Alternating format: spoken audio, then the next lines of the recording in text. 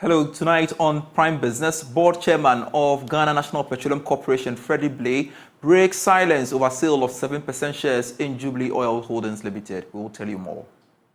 Scandalously decided to take GMPC shares and sell it to a foreign company, depriving this country of, I believe these are all allegations that I find them unfortunate.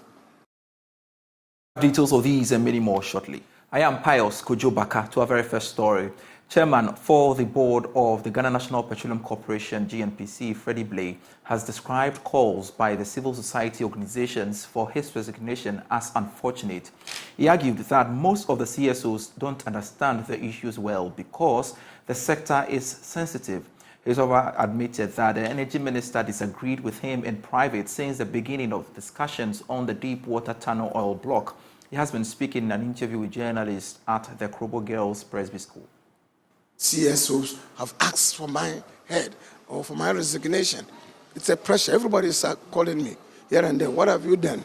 Is it true that you have surreptitiously, as the word is, or scandalously decided to take GMPC shares and sell it to a foreign company, depriving this country of, I believe these are all allegations that I find them unfortunate. It's not the case. The oil industry is very sensitive. And it's not my activity as an individual. It's not my conduct as an individual that will determine what is happening. I am complemented by, indeed, it's a chain of command. The presidency, the Ministry of Finance, our board of directors, there's an executive committee of GMPC, and the CEO is in charge of all this. Before we take any decision, we go through meetings. Now, I can't on my own go and sell GMPC assets. As I said, it's a bit complicated. Now, I will have left, immediately you write such a thing about it, that people sense, even you, the media, you sense that there's a problem there, somehow. How can a GMPC chairman go and sell shares of the company to a foreign, deprive this country? Maybe he's doing so that he will be benefit from it. We'll have some, they'll pay him on the side. It's scandalous. Is that not? Was there any intention to sell? Please, there's no intention to do so. There was no block that you are selling or deciding to sell. Meanwhile, the executive director of the GNPC Foundation, Dr. Dominic Edua, has defended the objectives of the foundation as the best way to ensure that Ghanaians benefit from the discovery of oil and gas in the country. According to him, the foundation has impacted more than 10 million citizens economically with its projects across the country. Dr. Edua made the remarks in a speech to inaugurate a modern home science building for the Krobo Girls Senior High School in the Manya Krobo municipality.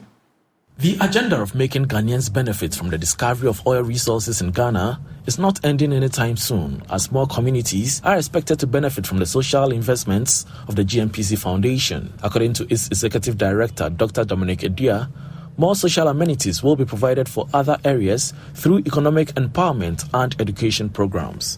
He was speaking after handing over the 7-unit classroom block facility for the Home Science Department of the Krobo Girls Senior High School. Every region is having its share. As I said, we go in fairly distribution so that every region benefits. That's exactly what we are doing. And the main intent or the brain behind this is to ensure that we become proactive in averting situations such as Niger Delta in Ghana. We don't want that in Ghana. GMPC is almost close to drilling on land. Yeah, that's what we call the Volta and Basin project, covering close about 45% of the total landmark of Ghana. So you can understand, we can't sit aloof and just wake up to drill on land. We need to get that close engagement with the people. We need to let them understand that the proceeds from the oil is being used to benefit them already, so that they can be part of us as partners in development. Municipal Chief Executive for the Manya Krobo Municipal Assembly, Simon Tete, highlighted some of the benefits enjoyed by the GNPC Foundation in the area. I must say we are grateful to GNPC, the board chair and his team and Doc for at least supporting the municipality by providing some boreholes, and now they've lifted it up to the provision of Home Economics Department. Please, let's clap for them. Those days, we didn't know GMPC could do all these things to support education.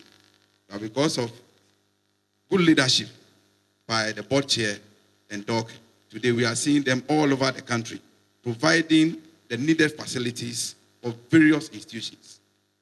And we hope that with their good leadership, GMPC will continue to flourish, to provide more facilities, to help and support education that our president has initiated. That is the free senior high school program. Meanwhile, headmistress for the Kobo Girls School, Bernice Noel Mensah, expressed gratitude to the foundation and also used the opportunity to call on other corporate bodies to come to the aid of the school. Going to impact seriously on academic work, because formally, even when we have practicals, the room we have cannot accommodate even 20 students at a time. And so we need to go intense, starts in the morning to the next day before we are able to pass all our students through. But with this one, if even we will go around again, it will be first and second batches. And that will help us a lot. At least it will make our classrooms also tidy, because we move their home economics and they have their equipment items. We don't have cupboards and things, but here we have storerooms, we have every space where they can keep their things. And so we are so much grateful to GMPC. The foundation has, however, agreed to support government in undertaking other social projects in the area.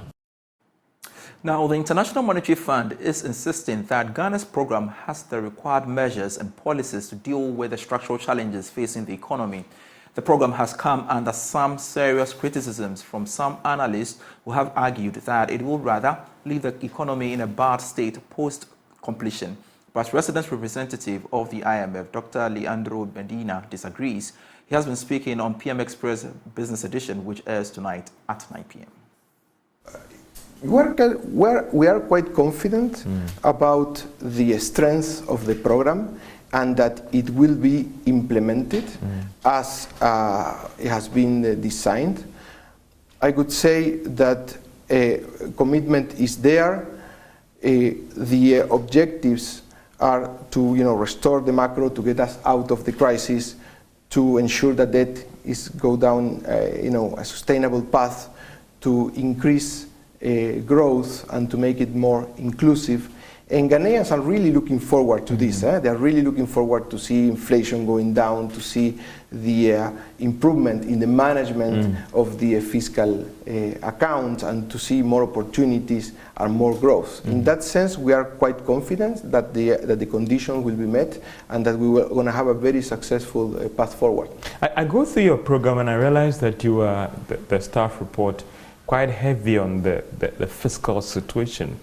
It appears that's where our major challenges in terms of the necessary corrections that this program is trying to do, right? This program, the policies and reforms that will support the objectives, one of the main fronts is the fiscal front. Yeah. We expect a large and front-loaded fiscal consolidation. This will be done through revenue mobilization, and also through making expenditure more efficient. But of course, this will be done while protecting the vulnerable, protecting the poor, because ensuring social protection is one of the key aspects of the program. And if I may give you two examples, two key examples of what is being done by authorities in their economic program is first, in the 2023 budget, the benefits under the LEAP are being doubled, and also the school feeding program is being adjusted to counteract the effects of the inflation. But these are just a few examples of what the program is doing in these aspects. And are these social interventions or social protection, do you think they are quite strong to help absorb the shock? Because some Ghanaians are worried that this is quite a crash fiscal program, and any program that seeks to correct some of these things will come with some shocks on the economy and shocks for Ghanaians? In the context of a crisis, as Ghana is suffering, and the bold, very strong reforms that and policies that the government is taking is extremely important to protect the vulnerable. And there are, as I mentioned before, there are key interventions that the government is doing to make sure that the shocks do not hurt the most vulnerable. And the interview is live on Joy News here at 9 p.m. right after Prime Sports. Now, human resource practitioners across the country have been entreated to take keen interest in national issues, according to the president of the Chartered Institute of Human Resource Management, Dr. Edward Kwapon. Practitioners should be more professional in their line of duty. At the launch of his book dubbed HR Thought Leadership, he also called for proper regulation of the sector. The book details the theoretical underpinnings of HR as well as its practice, delving into prospects of the discipline for the health of institutions. In 287 pages and 25 chapters, Edward Kwapon convinces readers with his views, ideas and diagrams of human resource management practice that is exceptional and result in the mutual growth of practitioners and workers. He urged HR practitioners to break the glass ceiling for progression. As HR practitioners, I'm urging you to show interest in such initiatives to elevate HR from an administrative or clerical or administrative support role to a strategic function.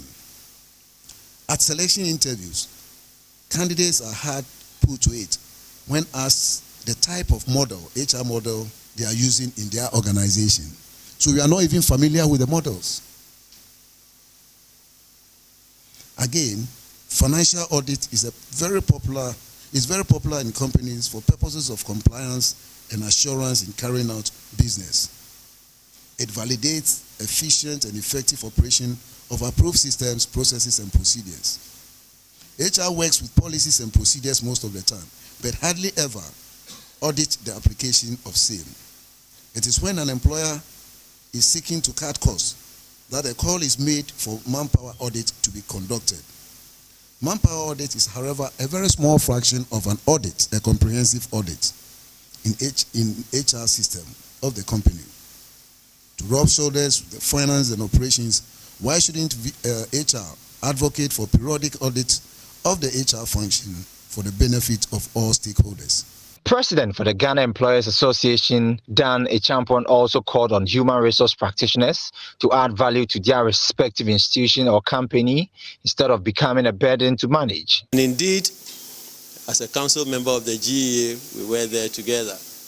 Now, I think he's the second after me here.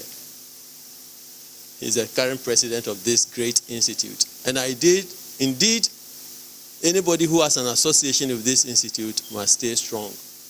Must be on their toes, because you can make it. So mine is not going to be a review of this book, but looking through it and looking at the headlines, I can see that this will be a great companion for all of you HR practitioners. And everywhere I have been, I keep telling people, you can be greater than. They said I've broken the glass ceiling. I don't know where I did that. But I believe that you can do greater things. The HR Thought Leadership book presents the reader with great thoughts and insight on optimally harnessing human resource in institutions for their growth and development. Now, the National Insurance Commission says nearly 100% of insurance companies in the country have met the capital requirement under the new license adjustments. In June 2019, the Commission announced an increment in the minimum assets required by life and non-life insurance companies in the country from 15 million to 50 million cedis. Now, the new adjustment, according to the NIC, was part of measures in building a robust insurance industry. We've got more for you in this report.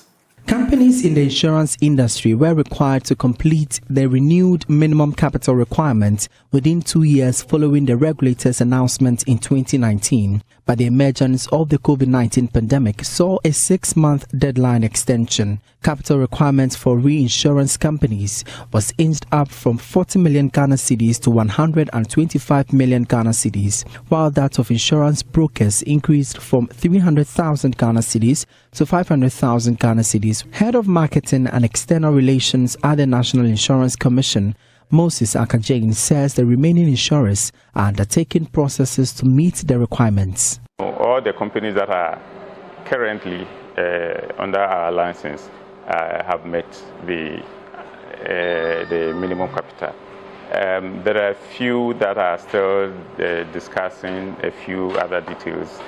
So we are talking about about 96-98% largely have all met the minimum capital. Mr. Akajane spoke at the micro and small business clinics for artisan leadership, small and medium enterprises and traders in Kumasi. The 4-day sensitization program is aimed at creating awareness and providing comprehensive information on insurance policies to actors in the informal sector. Many actors in the informal sector shy away from investing in insurance benefits, attributing their abhorrence to growing influx of quack insurers in the country. The Commission is assuring insurance policyholders of retrieval of invested funds. If any of the policyholders have any issues with insurance company, they should report it to the Commission. The Commission would normally call the insurance company involved, and then we will arbitrate and look into the matter and try and resolve it. So where the insurance company is obliged to settle the client, we will see to it that he does that. Insurance penetration in Ghana as of 2022 hovered below 2%, although an increment over the last decade. The Commission will in the coming years target penetration into the 6 newly created regions, following its recent presence in only 10 of the 16 administrative regions. Member of the research team at the Commission, Shame Ganza, explained some practical sessions designed for easy grasp by the participants to expand awareness. The game is designed to depict real-life situation, how business capital can be consumed by various risks that we face, risks such as accident, flood, injury, and the likes. And then if you have insurance, how insurance can be used to alleviate or mitigate these risks that we face in our business and then in our homes. Artisans, including hairdressers, carpenters, leather and footwear producers from various market centers in the Kumasi metropolis, participated in the exercise. Esther Entry and Frank Osei-Bofa are traders at the Kwadaso and Bantama markets respectively. They explain the sensitization program has been an eye-opener. Na ena no mbekire ni so no amaye nyina nya awehemu bi e won insurance because enema na yetifa insurance ho no se ukọ wanim ewo mu a ukọ no na woboka ye de anije be hia bedru baabi no na afi akoye manso ne ade nti na ma emoaye but ye guso a wo be kyekire ye nema ni so no ye hu se oh insurance re ade a ebo obia no kwasemu ni tamo a ayi IC for ne baye no obekire ye mu se entesa na nye company bia na insurance ne wo ma woro bebre na wo gira ho ma yen sesei ebremu adwadifo ema ne mema nti se obi de ye fasa akwan no so a ye mra no. For Joy News, Emmanuel Bright-Kweku reporting. Moving on to some other stories, the Electricity Company of Ghana has commenced the operations of its cashless system in the Volta and Oti regions. This means that customers across the regions would have to pay for power or any other transaction through the ECG Power app or short code *226#. There is more in this report. As part of efforts to digitalize the Electricity Company of Ghana's operations to ensure efficient delivery of services to customers, a cashless system was introduced. Following this, transactions such as payment of bills and purchasing prepaid credit would be made through the ECG Power app. Customers who do not own smartphones are encouraged to access the system through short code *226#. The Volta Regional ECG Public Relations Officer, Benjamin Entry, explained that the ECG Power app has been enhanced to enable it to work efficiently. With the enhancement of our ECG Power app, that's ECG Power app, customers can now transact business with ECG remotely, i.e. anywhere and anytime. So with the ECG Power App, customers with smartphones can download the ECG Power App from Google Play Store or App Store and then follow the prompt. Customers without smartphones can also dial the shortcode *226# and then follow the prompt. With postpaid customers, if they want to pay their bill, the system requires them that they add their account number. So once you add your account number, there will be an interface to pop up with your details, and you have to cross-check those details with what you see on your. Once you verify these details and then these details are correct, you can click the "This is correct" button, and then you follow the prompt, and then you pay your bill. So all postpaid customers, they can pay their bills without coming to the ECG office from the comfort of their home. So everything that we are doing, in fact, this is one of the many projects we are doing to enhance efficiency in ECG and also provide convenience for our customers, because our customers are always at the heart of everything that we do. Without our customers, we are not in business, so we aim to provide convenience for our customers. He, however, clarified that customers using non-smart meters would not be able to use the ECG Power app. So for all postpaid customers, and again for all for all smart prepaid meters. So smart prepaid meters are prepaid meters that do not use a card. They have a device, be it a remote or a device with keypad on it. Those are the smart prepaid meters.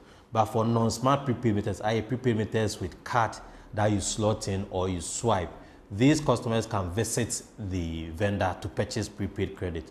They cannot use the app yet. So for these customers, they can also visit our office to purchase prepaid. But when they are going to our office, they shouldn't go with physical cash, because like I said, we have gone cashless. So any transaction that you do, you need to load the money on your mobile money wallet. Once you get to our office, we'll assist you, and then you go through the process, and then you authorize transaction. Once you authorize transaction, you'll be credited. But when I got here, I was asked to go and reload my Momo account, because this time they are not accepting cash. So I went to do that, and when I came back, I was asked, one of the staffs was asked to help me go through the process. So he helped me, and I went through the process, and I was issued with my receipt. So that is, I came to apply for new service connection. Customers are urged to visit the nearest ECG office for further assistance. Fred Kwame Asari, Joy News. Oh. Thanks so much for watching Prime Business with me, Pius Kojo Baka. You can always get business stories when you log on to myjoyonline.com/business.